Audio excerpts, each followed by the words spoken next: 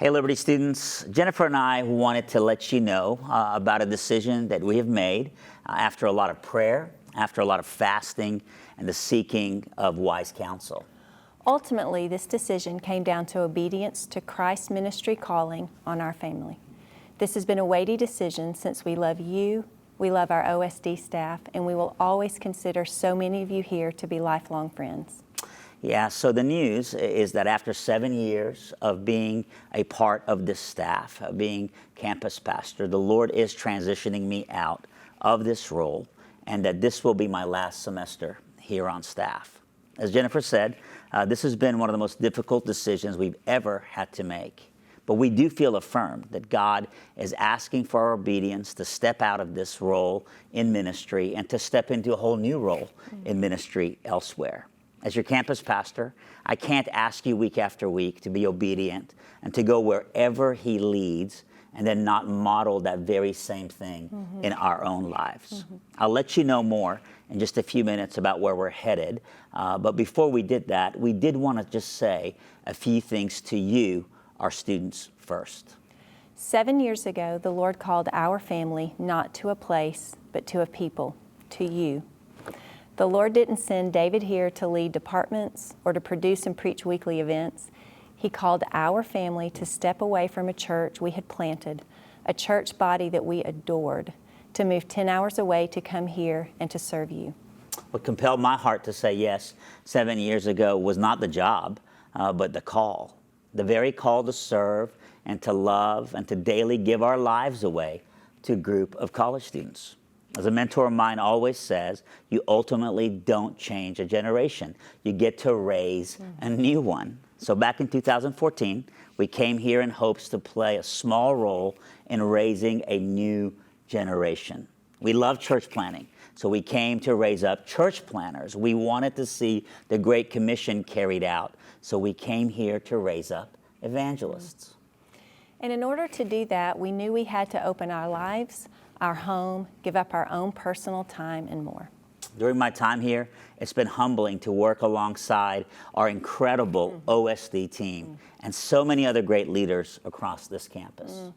It's also been a joy to host so many meals and gatherings at our home, from Bible studies to meetings to picnics to Thanksgiving meals to prayer vigils to even students holding weddings in our backyard. It has been a privilege to get to do life with so many of you.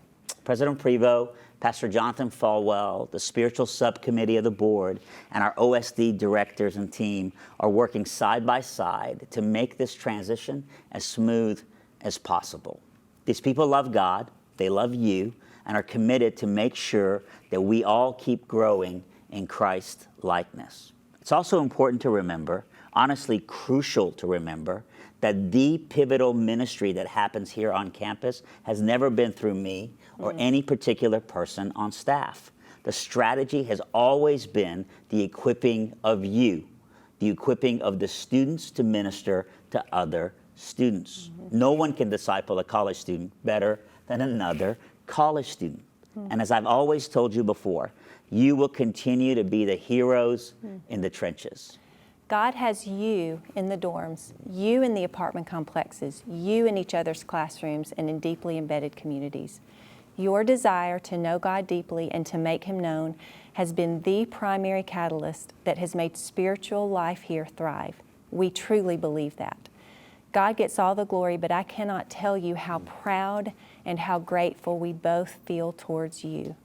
You students inspire us daily with your compassion, your wisdom, and your hunger for God.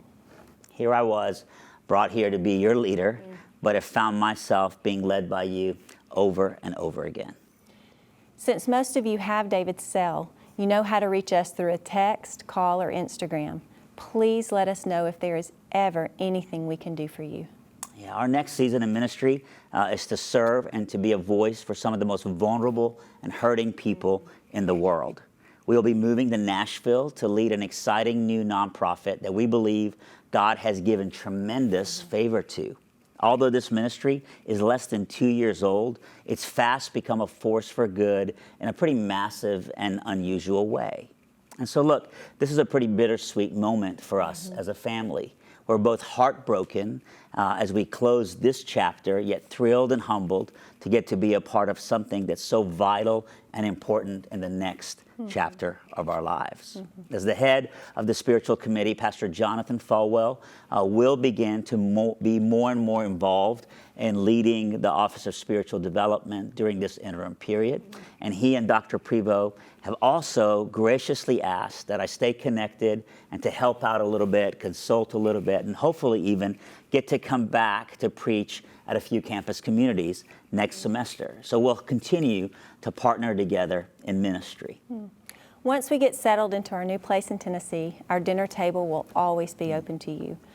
Our prayer is that in years to come, the God of unity and love, who commands us in Micah 6 to act justly, to love mercy, and to walk humbly with one another, was honored through this departure. Jen and I have always been praying and will continue to pray that the God of this universe will give us not just an honorable season of serving you here, but also an honorable transition. We believe that you deserve this.